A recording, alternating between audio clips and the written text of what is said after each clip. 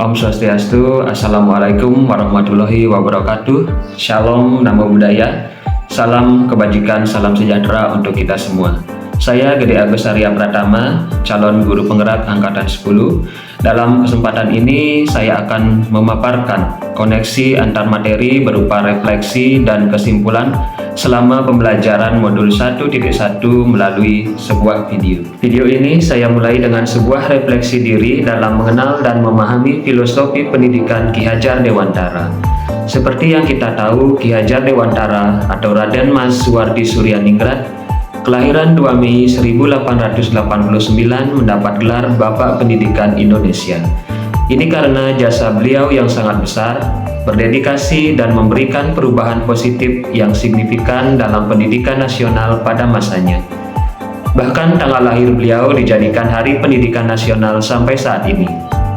Taman siswa yang beliau bangun mampu mengubah sistem pendidikan kolonial yang bersifat otoriter dan pasif menjadi pendidikan yang menyeluruh, mengandung nilai luhur, berkarakter, dan berbudaya.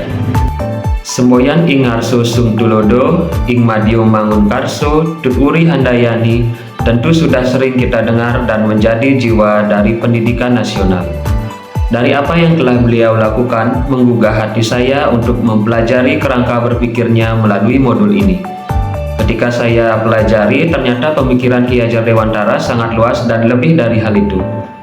Berikut saya akan paparkan refleksi tentang pemikiran-pemikiran Ki Hajar Dewantara sebelum dan setelah saya mempelajari modul 1.1. Sebelum mempelajari modul 1.1 tentang pemikiran Ki Hajar Dewantara, saya memandang murid itu harus mengikuti apa yang diinginkan oleh gurunya, bukan guru yang menyediakan apa kebutuhan murid. Menurut saya, murid harus menyelesaikan tugas yang saya berikan tanpa memandang karakteristiknya. Belum dibiasakan berdiskusi, kegiatan belajar yang saya berikan hanya di dalam kelas saja. Sebagai pendidik, saya juga kurang memperhatikan kemampuan dan latar belakang murid. Selalu menggunakan metode ceramah saja, hanya mengandalkan satu bahan ajar seperti buku paket, dan tidak memberikan contoh yang kontekstual dalam kehidupan sehari-hari.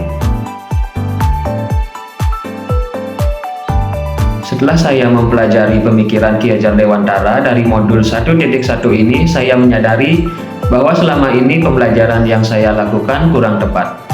Seharusnya saya melakukan proses pembelajaran secara menyeluruh, bukan hanya dari pengetahuan saja, tetapi mencangkup keseluruhan secara holistik, mulai dari aspek sosial, budaya, budi pekerti, dan juga harus memperhatikan kodrat alam yang dimiliki tiap murid, serta kodrat zaman yang mereka jalani saat ini.